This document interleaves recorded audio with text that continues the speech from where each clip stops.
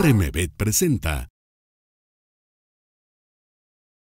Bueno, entonces básicamente yo voy a hablar algo que realmente me parece que es fundamental en las personas que hacemos neurología, que es el análisis del fluido cerebroespinal.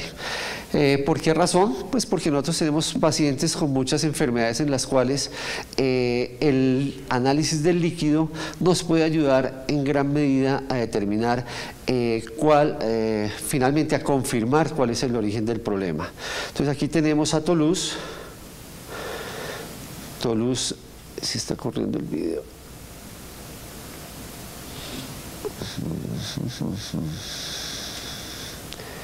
Por alguna razón no está corriendo. Bueno, Toulouse es un gato macho, mestizo, de 3 años de edad, el cual llegó a consulta por cambios de comportamiento. Con 2 semanas de evolución, él presentó 2 convulsiones generalizadas en las últimas 72 horas.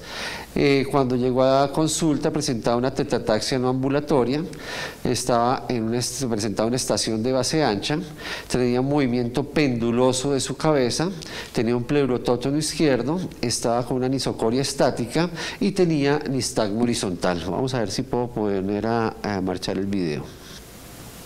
Ahí está. Entonces, Toulouse, de acuerdo a sus signos, aparentemente tenía signos multifocales, o sea, tenía lesiones tanto supratentoriales como infratentoriales, y algo que llamaba mucho la atención es que era un paciente con un cuadro de tipo progresivo, lo cual nos puede estar indicando que puede ser un proceso inflamatorio, puede ser un proceso infeccioso, y algo muy importante, y es que la anisocoria estática en gatos nos puede estar informando que estamos frente a una enfermedad infecciosa de origen viral, por ejemplo, virus de inmunodeficiencia felina, leucemia viral felina y peritonitis infecciosa felina. Entonces lo que hicimos fue, de acuerdo a lo que ya Ragnar explicó, hacer una lista rápida de los posibles diagnósticos diferenciales de los que presentaba Toulouse, en donde las enfermedades infecciosas eran las posibles causas. Realmente es muy raro en tener enfermedades bacterianas, y el cuadro clínico lo orienta mucho a uno. Son pocas las infecciones micóticas, básicamente criptococo, y podríamos también pensar, así como las enfermedades inmunomediadas son comunes en perros, o sea, las meningoencefalitis de origen desconocido son comunes en perros, hemos empezado a ver cada vez más en gatos. Entonces, de acuerdo a esto, lo que nosotros hicimos una serología para coronavirus, una medición de anticuerpos, en donde esto nos da una escala, nos dio una escala de 5, que es cercana a lo más alto, con una relación albúmina-globulina de 0,49, y también con un estudio que hicimos con Daisy en el año, bueno, no recuerdo qué año fue para graduarse ella, nos dimos cuenta que cuando tenemos niveles de anticuerpos para coronavirus altos con relación albúmina-proteína, albúmina-globulina bajas, existe una alta probabilidad que esta prueba sea como consecuencia del coronavirus, que es el responsable de la peritonitis infecciosa felina. Hicimos test para leucemia viral felina y virus de inmunodeficiencia felina, el cual fue negativo, y encontramos una leve leucocitosis neutrofílica. Anteriormente, hace unos 3 o 4 años, si hubiéramos tenido este paciente, seguramente nos hubiéramos ido directamente a hacer la toma de líquido cefalorraquídeo, pero actualmente contamos con un centro de resonancia en Bogotá. Entonces lo que hicimos fue tratar de buscar la ayuda diagnóstica que nos generara mayor información, que no fuera invasiva para el paciente, para tratar de confirmar nuestra sospecha clínica. Entonces hicimos una resonancia magnética. Entonces, en la resonancia magnética que estamos encontrando una zona de hipertensión en meninges, que está acá, e hipertensidad en corteza temporoparietal y occipital izquierda compatible con inflamación.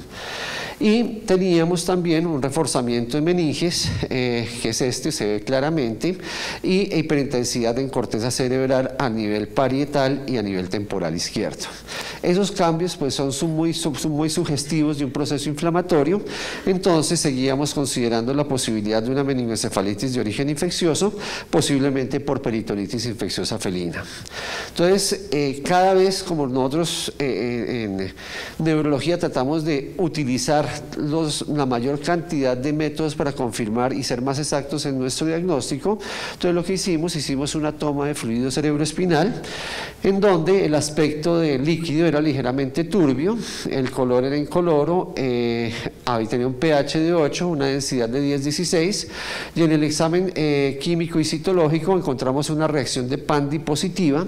Recuerden que la reacción de Pandy positiva lo que hace es que precipita proteínas, básicamente lo que precipita es globulinas. Entonces, si hay una reacción de Pandy positiva, significa que ese líquido tiene una alta concentración de globulinas, lo cual puede ser sugerente que se están sintetizando en el sistema nervioso central. El recuento de proteínas de la muestra que se obtuvo a nivel de la cisterna magna fue de 200 miligramos por decilitro. El valor normal de tomado de proteínas tomadas de la cisterna magna tiene que ser menor de 25, y teníamos una pleocitosis neutrofílica. Y la pleocitosis neutrofílica es una característica de la meningoencefalitis por peritonitis infecciosa felina. Básicamente nosotros utilizamos la prueba de sedimentación, que es una prueba que se puede hacer a nivel de clínica, en donde uno prepara una cámara de sedimentación con un portaobjetos, una parte de una jeringuilla, los fija con, puede ser con de estos clips que son grandes para fijar papel, o lo puede hacer con parafina, y pone un papel celofán y pone un 0,5 centímetros de líquido cefalorraquídeo, espera que ese se seque, y posteriormente hace una coloración de las células que quedaron pegadas al portaobjetos y las observa al microscopio. Y realmente es un método que con experiencia puede llegar a ser bastante útil para hacer la diferenciación citológica del líquido. Se necesita simplemente tener un microscopio y pues la persona que haga la interpretación que tenga pues relativamente un buen ojo clínico. Entonces, como ustedes se darán cuenta, ahí es un ejemplo clásico de un paciente en el cual el líquido cefalorraquídeo, junto con otras ayudas, nos ayuda a confirmar la sospecha clínica. Es decir, el primer mensaje es que el líquido cefalorraquídeo por sí solo no nos va a permitir hacer el diagnóstico. A eso le tenemos que sumar y algo muy importante en la parte clínica y la información que nos den las otras ayudas complementarias. Entonces, el análisis del fluido cerebroespinal es como el equivalente al perfil hematológico completo, o sea, un cuadro hemático.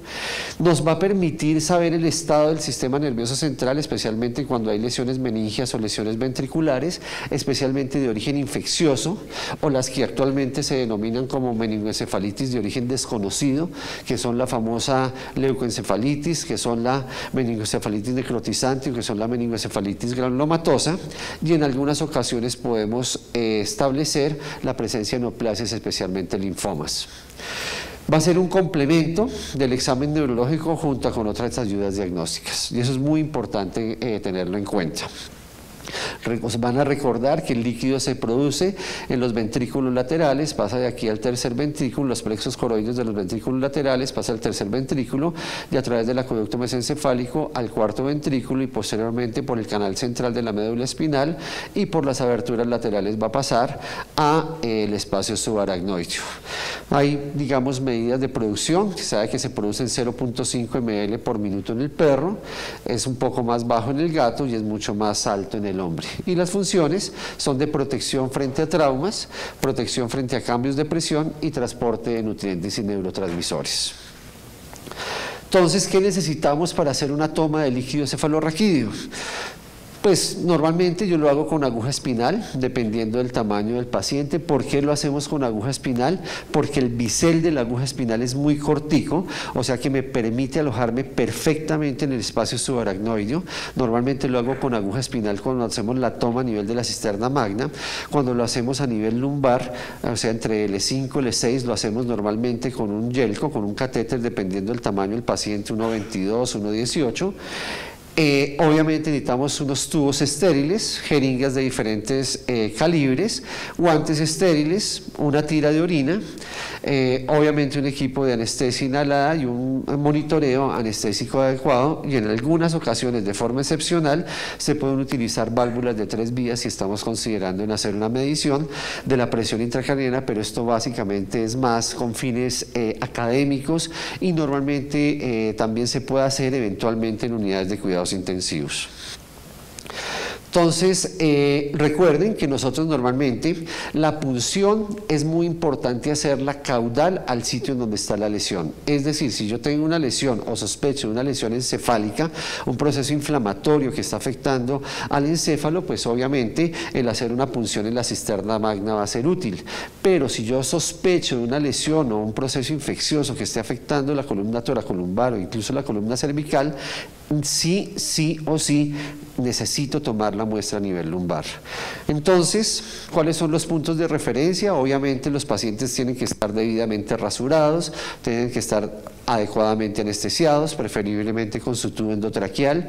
Nosotros no utilizamos las sondas endotraqueales espiraladas, que traen como una espiral dentro para evitar que cuando se flecte el cuello del paciente se cierre la luz de la sonda endotraqueal. Lo que hacemos es que utilizamos una sonda endotraqueal un poco más pequeño de lo que normalmente utilizarían para el diámetro de la tráquea de ese individuo, y no inflan el balón con el fin de que pueda haber flujo de aire si eventualmente se llega a ocluir en la luz de la sonda endotraqueal. Es muy importante que la persona que está sujetando la cabeza tenga la cabeza del perro perfectamente paralela a la mesa en donde estamos haciendo la toma, y nuestros puntos de referencia son la tuberosidad occipital externa, las alas del ilion, y en el centro del triángulo es donde vamos a hacer la punción. Se necesita pues obviamente hacer un buen rasurado, y realmente es un procedimiento que no genera mayor complicación. Aquí lo que vamos haciendo es que estamos introduciendo el Spinocan. Ahí ya ustedes están están observando que ya salen unas gotas de líquido cefalorraquídeo, y hacemos la aspiración directamente del sitio en donde se debería empatar la jeringa a la aguja. No hacemos succión, ya que la succión va a generar una presión negativa, y esta presión negativa podría llegar en un momento dado a producir una herniación encefálica. Normalmente, dependiendo del tamaño, podemos obtener 0.5, 1.5 o 2 centímetros de líquido cefalorraquídeo, y para mandarlo a analizar de forma inmediata. Si lo hacemos a nivel lumbar, entonces es importante que el paciente también esté en decúbito lateral, tenga muy bien extendidos o desplazados los miembros posteriores hacia la parte craneal del individuo. Vamos a hacer la punción entre la sexta y la quinta vértebra lumbar, teniendo como guía la apófisis espinosa de la sexta vértebra lumbar, y tratando de flectar lo más que se pueda la parte posterior del perro hacia adelante, con el fin de abrir el espacio que hay entre los dos cuerpos vertebrales. Aquí recuerden que la técnica es un poco diferente. Aquí lo que utilizamos es un yelco. Básicamente lo que nosotros hacemos para obtener la muestra es que atravesamos la médula espinal, nos alojamos en el piso del canal vertebral. Cuando nosotros estamos atravesando la médula espinal, el paciente da un pequeño brinco, y posteriormente nos devolvemos muy despacio hasta cuando observamos el flujo de líquido cefalorraquídeo. Entonces allí estamos observando que hay un flujo de líquido cefalorraquídeo. Habitualmente el flujo de líquido cefalorraquídeo a nivel lumbar es un poco más lento que a nivel en la cisterna magna. Hay varias maniobras que nosotros podemos utilizar para aumentar la salida del flujo. Es hacer una presión a nivel del abdomen, hacer una pequeña presión a nivel yugular, pero yo simplemente prefiero la presión abdominal para aumentar un poco el flujo de salida, teniendo en cuenta la teoría de los 3 compartimientos. Entonces, Es una técnica que obviamente hay que ensayar, una técnica que relativamente simple, pero es importante la consideración de dónde tomar el líquido de acuerdo a la patología que nosotros estemos sospechando, porque recuerden que uno no debe sugerir una prueba diagnóstica si no está seguro que el paciente la vaya a tolerar y si no está seguro de la eficacia o la información que le pueda llegar a aportar al clínico. Entonces, nosotros, ¿qué podemos hacer con el líquido cefalorraquídeo? Podemos hacer muchas cosas. Lo primero que hacemos es un análisis físico-químico. Podemos hacer, o sea, es indispensable hacer un análisis citológico. El cultivo y antibiograma va a depender en muchas ocasiones del análisis citológico. Si nosotros pensamos que hay opción de que exista una contaminación bacteriana o que sea un proceso bacteriano el que sufre el paciente, posiblemente vamos a optar por hacer un cultivo de antibiograma. Sin embargo, no es muy, digamos, rendidor este examen con el líquido cefalorraquídeo. Podemos hacer medición de anticuerpos para distemper, para coronavirus, para toxoplasma, para neospora, para Ehrlichia. Podemos hacerle PCR al líquido para distemper, para neospora, para toxoplasma. En una época hicimos medición de lactato en líquido cefalorraquídeo en pacientes que sufrían trauma medular agudo, cuando les hacíamos mielografía. Ya cada vez hacemos menos mielografía por el hecho que cada vez casi todos los pacientes, por ejemplo, con un trauma medular agudo de tipo endógeno o exógeno van a resonancia. Entonces cada vez hacemos menos medición del lactato en líquido cefalorraquídeo, considerando de que recuerden que el lactato es un indicador de hipoxia tisular. Entonces más o menos estábamos extrapolando esa información al sistema nervioso central. Hay reportes de medición de la metaloproteinasa de matriz. Realmente no lo hacemos, y nosotros podemos obtener 0.2 ml por kilo. Es importantísimo hacer la recolección en 3 tubos, básicamente uno para hacer análisis o una cantidad suficiente para poder dividirla en 3 tubos, para hacer análisis físico-químico, citológico y eventualmente si necesitamos pruebas serológicas o cultivo de antibiograma. Fundamental es que nosotros hagamos el proceso idealmente en los primeros 30 minutos post extracción. Lo que nosotros hacemos es que le decimos a la persona del laboratorio que esté lista, que ya le vamos a mandar un líquido para que lo trate de procesar de la forma más rápida. Si no, hay varias formas de preservación. Una es mantenerlo a 4 grados centígrados, la otra describe que se puede mantener en suero autólogo, y aquí está el doctor Javier Green, que envió un póster para los trabajos de este año, en donde hace una descripción de la utilización de ETA para la preservación del líquido cefalorraquídeo. ¿Qué vamos a evaluar? Entonces lo primero que hacemos es evaluar el color. Normalmente debe ser incoloro y claro, pero en algunas ocasiones nosotros obtenemos líquidos rojizos. Entonces los líquidos rojizos pueden ser por 2 cosas. Puede ser por un sangrado patológico, donde si es una hemorragia que es patológica, es muy probable que el líquido salga todo el tiempo de color rojizo. En algunas ocasiones sale el líquido claro, transparente, y posteriormente sale rojizo. Eso significa que la punta del espinocán ha tocado un vaso sanguíneo meningio y entonces se empieza a contaminar. Si por ejemplo ustedes reciben el líquido y no son las personas que hacen la extracción, la forma en que pueden hacer la diferenciación si es una contaminación durante la extracción o no, es que pueden centrifugar ese líquido, y si tienen un sobrenadante claro y un precipitado de glóbulos rojos, significa que es una contaminación durante la extracción.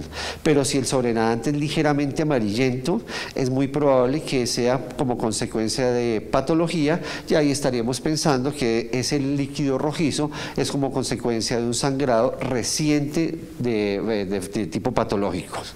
La xantocromía es un color pues como amarillento, y básicamente es como consecuencia de la degradación de la hemoglobina en bilirrubina. También puede darse en pacientes que tengan una infección hepática muy severa, en donde la bilirrubina haya un daño de la barrera hematoencefálica y la bilirrubina pueda atravesarla. Normalmente la xantocromía se da cuando hay un sangrado antiguo o un proceso ya con tendencia a ser crónico. Nunca he visto un líquido verde amarillento, sin embargo la literatura lo describe cuando hay infecciones bacterianas muy severas. Tampoco he visto nunca un líquido gris, que es por contaminación de melanocitos, y normalmente el líquido se puede volver turbio cuando puede haber alta concentración de proteínas o de células. Normalmente los valores de proteínas, si nosotros tomamos la muestra en la cisterna magna, deben ser menores a 25 miligramos por decilitro. Si lo tomamos a nivel lumbar, de 40 miligramos por decilitro. Y una tira de orina puede llegar a tener o ser tan sensible para detectarnos concentraciones mayores a 100 miligramos por decilitro. Y una tira de orina es una tira que uno tiene a nivel de consultorio. Importante el test de Pandy, que ya hablé acerca al respecto. Básicamente lo que hace es que determina la presencia de las globulinas en el fluido cerebroespinal porque las precipita. Básicamente el test de Pandy se hace con solución de cristales de fenol, en donde hace que se precipiten y se dice que se tiene que ver como en un campo oscuro para poderlo interpretar adecuadamente, ya que cuando la prueba de Pandy es positiva, el líquido toma este aspecto. Y un test de Pandy positivo, pues básicamente nos va a estar diciendo la presencia de globulinas y muy probablemente un proceso inflamatorio o infeccioso en el líquido cefalorraquídeo. Los recuentos celulares, básicamente ya les hablé de la técnica de sedimentación, es muy fácil de hacer, hay que obviamente adquirir la práctica para poder ver las células en el líquido. Se puede incluso la lámina con las células colorear con un Diffquick, que es un colorante que uno trabaja muy comúnmente a nivel de clínica veterinaria en la práctica privada, y podemos tener diferentes tipos de pleocitosis, una pleocitosis leve, pleocitosis moderada o pleocitosis severa, dependiendo de la concentración de células blancas que tengamos en el líquido cefalorraquídeo. Sin embargo, más que la pleocitosis, lo más importante es el tipo de células que nosotros encontremos. Y hay ciertas pleocitosis que son características de ciertas enfermedades. Por ejemplo, la pleocitosis neutrofílica, característica de peritonitis infecciosa felina en gatos, por ejemplo. Puede ser característica de la vasculitis arteritis meningia en perros, pero también puede darse en infecciones bacterianas. Pero las infecciones bacterianas en perros, por lo menos en las meningitis de origen bacteriano en perros, son muy raras, y los perros que las sufren son perros que están severamente deprimidos y muy enfermos. Entonces, es importante siempre correlacionar la prueba con la clínica del paciente. Tenemos otro tipo de pleocitosis, la mononuclear, con tendencia a ser un mayor número de linfocitos o monocitos. Se puede presentar, por ejemplo, en distemper, que es nuestro gran dolor de cabeza. Se puede presentar en las meningoencefalitis de origen desconocido, en el síndrome del temblador que responde a los corticoides o en el linfoma del sistema nervioso central. Muchas veces en esta patología uno cree que solo con hacer la valoración del paciente es suficiente para tener el diagnóstico, pero estos pacientes realmente tienen una característica muy clara en el análisis del líquido cefalorraquídeo, y es que tienen pleocitosis de tipo linfocítico. Son perros que responden bien a la terapia con corticosteroides. Entonces, digamos, casi normalmente los dueños de estos perros pequeños son bastante quisquillosos y siempre quieren diagnósticos muy certeros. Otro tipo de pleocitosis mixta, digamos, combinación de todos los tipos celulares, se pueden dar en infecciones por neospora o toxoplasma de tipo micótico, especialmente en la meningoencefalitis de tipo granulomatoso, donde digamos, nosotros nos podemos guiar por las ayudas de imagen para pensar que estamos frente a este tipo de enfermedades, o incluso por otro dolor de cabeza que nosotros tenemos, es Ehrlichia canis. Entonces, si ustedes se dan cuenta desde el punto de vista clínico, el análisis es muy importante. Entonces, Kamaladin es un Verdez Mountain Dog de 9 meses. Él proviene de un criadero en donde hay 200 ejemplares, y él empezó con un dolor toracolumbar, el cual progresó a la región cervical. El perro, básicamente, el veterinario que lo estaba viendo, había diagnosticado pues un pioderma generalizado desde hace un mes. Asumió que el pioderma estaba asociado a un proceso de hipotiroidismo. Pues digamos, esto pues es algo que es muy importante evaluar, ya que normalmente el hipotiroidismo en los perros de tallas grandes se presenta más o menos a partir de los 4 o 5 años de vida. Incluso con el tratamiento de levotiroxina el perro empeoró, se desencadenaron mal los signos clínicos. Le pusieron una cefalosporina de depósito hace 10 días y el perro estaba pues muy deprimido y estaba pues por el dolor no estaba comiendo. Entonces, dentro de la lista de diagnósticos diferenciales que nosotros hicimos, pues se consideró enfermedad discal, pero no era una raza predispuesta, nos podía explicar la enfermedad discal que tuviera el dolor a nivel toracolumbar, pero recuerden que la enfermedad discal no es una enfermedad progresiva, sino estática. Podíamos pensar en una espondilopatía cervical caudal, pero no nos explicaba tampoco la razón por la cual le dolía la columna toracolumbar. Se sospechó en un proceso infeccioso, paciente que viene de un criadero de 200 ejemplares, posiblemente una brucela, que nos estuviera generando una discoespondilitis. Un proceso inflamatorio. Hay una enfermedad que es la vasculitis meningia, que afecta a los Beagle, los Boxer, los Pointer alemán de pelo corto y los de Bernese Mountain Dog, que es la vasculitis arteritis meningia, y un proceso parasitario. Entonces hicimos una radiografía toracolumbar, lateral y cervical, donde no vimos lesiones compatibles con un proceso de discoespondilitis. Y teniendo en cuenta esta información, pues empezamos a considerar la toma de líquido cefalorraquídeo entre L5 y L6, ya que teníamos era una lesión que estaba afectando el cuello y aparentemente también estaba afectando la columna toracolumbar. Entonces, de todas maneras, a este paciente le hicimos un toxolátex y una neospora. Esto es una prueba semi-cualitativa que determina anticuerpos para toxoplasma que se puede hacer a nivel hospitalario y salió negativa. La prueba de anticuerpos para la neospora en sangre salió negativa. Hicimos un 4DX negativo, un distemper en el fluido después de haberlo obtenido y salió negativo, e hicimos una brucela y salió negativa. Y el resultado del fluido cerebroespinal fue una pleocitosis neutrofílica sin neutrófilos degenerados, lo cual nos está diciendo que no había un proceso de tipo bacteriano, una reacción de PANDI positiva y un alto número de proteínas. Adicionalmente, en el paciente, pues obviamente teníamos una leve leucocitosis neutrofílica, posiblemente por el estrés que la enfermedad le estaba dando. Y hay algo interesante en estas enfermedades inflamatorias, y es que muchas de las enfermedades inflamatorias que afectan el sistema nervioso central pueden dar en sangre una leve disminución en la albúmina y un ligero incremento en las globulinas. El diagnóstico fue una vasculitis arteritis meningia. El paciente se trató como tal, se trató con dosis inmunosupresoras de corticosteroides durante 6 meses y el paciente respondió favorablemente. Entonces aquí, por ejemplo, es un ejemplo clásico de un paciente en el cual el líquido nos puede llegar a aclarar un poco el cuadro clínico del paciente. Bruno es un bulldog inglés de 9 años. Él ha presentado un cuadro de convulsiones generalizadas en racimo, las cuales han sido tratadas por diazepam. El perro es de una médica humana, tiene 2 semanas de evolución y es un perro con antecedentes de hipotiroidismo. Realmente se ve que está pues bastante deteriorado. Está deprimido, que es una alteración en su estado de conciencia. Tiene tetraplegia con signos de neurona motora alta, leve inclinación cefálica derecha e hipertonicidad de miembro anterior izquierdo y miembro posterior izquierdo. Entonces, pues básicamente nos está diciendo que posiblemente tenemos una lesión a nivel del prosencéfalo. ¿Cuáles son los diagnósticos diferenciales para un bulldog con estas características? Hidrocefalia, un accidente cerebrovascular por el antecedente de ser hipotiroideo. Podríamos estar frente a una neoplasia, un proceso inflamatorio, es decir, una meningoencefalitis de origen desconocido, enfermedades infecciosas o parasitarias. Entonces, ¿qué hicimos con Bruno?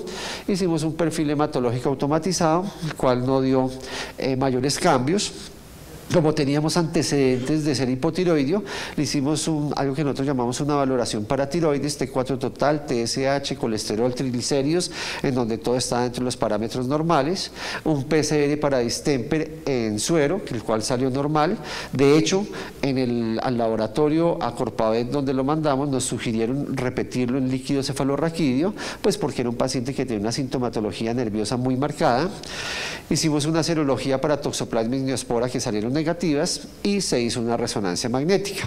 Entonces al paciente se le hizo una resonancia magnética, esta es una vista en T2, y también pues en el flyer se vio una lesión ocupante de espacio con edema perilicional con leve captación de medio de contraste en T1 a nivel de la región temporal izquierda y zonas hiperintensas en región frontal y temporal derecha.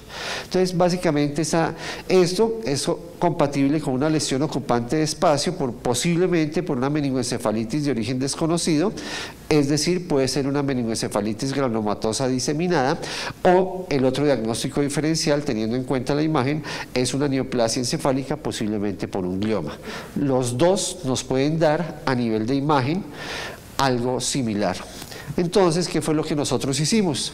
Entonces hicimos una toma de líquido cefalorraquídeo en este paciente. Entonces ahí estamos en la toma de líquido cefalorraquídeo. Normalmente la toma de líquido cefalorraquídeo en braquicéfalos es un poquito más compleja, ya que las referencias anatómicas son bien diferentes. Uno se puede llegar a perder y se puede llegar a confundir. Entonces, de todas formas, es una técnica que realmente no es de mayor complejidad. Tomamos la muestra directamente del SpinoCan, vamos tratando de recolectar una cantidad lo suficientemente adecuada para hacer la valoración del líquido. Ahí, si ustedes se dan cuenta, yo estoy introduciendo muy lentamente la aguja porque a pesar de que uno no se dé cuenta, puede llegar a hacer unos giros sutiles de la punta del SpinoCan que le impiden que exista un buen flujo del líquido cefalorraquídeo. Entonces ahí lo voy a introducir un poquitico más, una gotica más, para permitir una mejor salida del líquido cefalorraquídeo.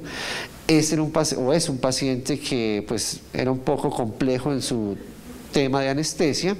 Ya estamos viendo que estamos llenando la aguja con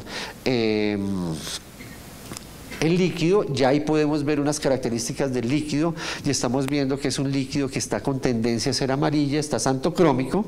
Entonces, en el aspecto es un aspecto turbio, santocromía ligera, una densidad de 10,6, el pH 8. En el examen físico, una reacción de Pandi positiva y unas proteínas que realmente no están muy altas, están en 40.7 miligramos por decilitro. Recuerden que el valor normal de la toma a nivel de la cisterna magna es menor de 25 miligramos por decilitro, pero teníamos una Pandi positivo. En el examen citológico teníamos leucocitos, el valor normal 91 por milímetro cúbico, el valor normal es de 0 a 8, y teníamos una leucocitosis, una pleocitosis mixta que estaba asociada a neutrófilos, linfocitos y mononucleares. Es decir, teníamos una pleocitosis mixta con un examen bacteriológico negativo, lo cual nos decía que posiblemente este paciente lo que tiene es una meningoencefalitis granulomatosa de tipo diseminado. De todas formas, es una meningoencefalitis que está ocupando espacio. Este paciente, por ejemplo, ayer le estaban haciendo la planeación para empezarle a hacer radioterapia. Hoy estamos, para empezar a hacer radioterapia mañana jueves. Independientemente de que sea una meningoencefalitis granulomatosa ocupante de espacio, la radioterapia, la terapia con corticosteroides y arabinosocitocina muy probablemente le va a dar periodos de sobrevida bastante buenos a este paciente. Entonces, ¿cuáles son las conclusiones? El análisis del fluido cerebroespinal es un complemento del examen neurológico y junto con otras pruebas diagnósticas puede llegar a ser útil en el diagnóstico de enfermedades infecciosas, inflamatorias, básicamente las meningoencefalitis de origen desconocido, que son las que nosotros, digamos, denominamos como MOD, o de enfermedades neoplásicas que afecten el sistema nervioso central. Y algo muy importante, siempre será importante tener en cuenta las consideraciones en su obtención, en su procesamiento e interpretación, para sacar el mayor provecho de esta ayuda diagnóstica. Realmente es algo que no es muy difícil, es relativamente económico y nos puede brindar muchísima información en nuestros pacientes. Entonces, este año nosotros estamos celebrando los 60 años de fundada la clínica. La clínica la fundó mi padre, el doctor Efraín Benavides. Prácticamente él es el pionero de la medicina veterinaria en pequeños animales en Colombia. Y bueno, pues esto para nosotros ha sido algo bien importante. Es una de las razones por las cuales también nos hemos esforzado en tratar de mejorar las cosas. Tenemos certificación de calidad ISO 9001, que es una certificación internacional en procesos. Digamos, somos un centro veterinario que procuramos por cada vez tener mejor, digamos, todos los aspectos de la medicina veterinaria. Y estos pues son parte de las mascotas, que son Esperanza, la Selección Colombia, Benavides Colón, Esperanza, Toby, Lulú y Falta Luna. Muchas gracias. Espero que, no sé si alguien tenga alguna pregunta, alguna inquietud. Y si con gusto, pues yo... Agradecemos a nuestros patrocinadores su participación para hacer posible la realización de este video.